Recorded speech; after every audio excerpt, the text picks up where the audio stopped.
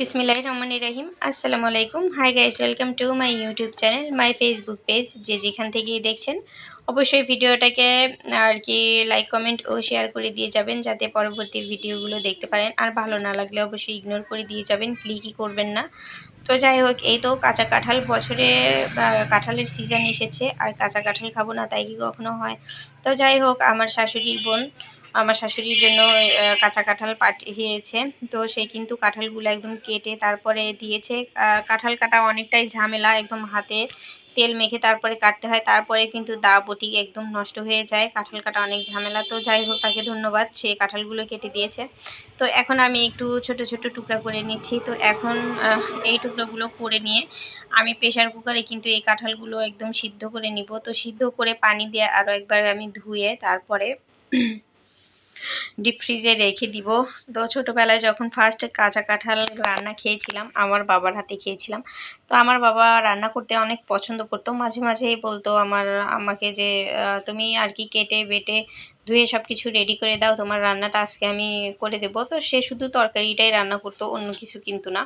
তো যাই হোক, এইটাই কোন স্বামী করে। তো আমার বর, সে কিন্তু আজ পর্যন্ত একটা ডিম ভাজি উল্টিয়েও খায়নি। সে কখনোই কোনো জিনিস রান্নাবান্না এগুলো সে পছন্দই করে না। তার সব কাজকর্মই আর কি আমাকেই করে দিতে হয়। অনেক হাজব্যান্ডরা আছে যে স্ত্রীদের একটু সাহায্য করে, তো সেক্ষেত্রে কিন্তু এটাই ভালো, এটা কিন্তু খারাপ কিছু না।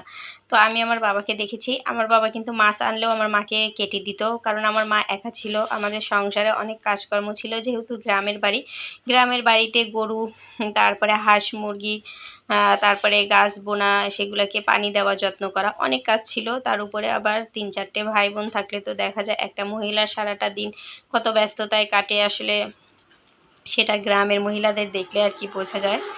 এখনও আমার আম্মা অনেক ব্যস্ত থাকে, সে আর কি কাজকর্ম করতেই পছন্দ করে।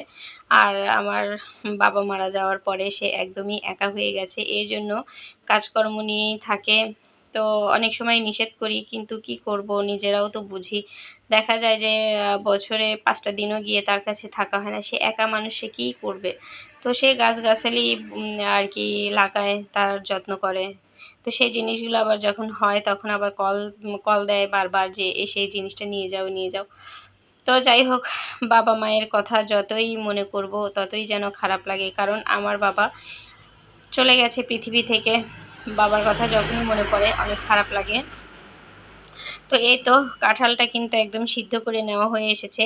আর এই তো আমি একটু নিয়েছি, এখন হচ্ছে শিলপাটায় একটু থেতো করে নিয়ে তারপরে কিন্তু রসুন, শুকনা মরিচ আর কালো জিরে ফোড়ন দিয়ে এই কাঁঠালটা ভাজি করে নিব। অসম্ভব মজা হয় খেতে।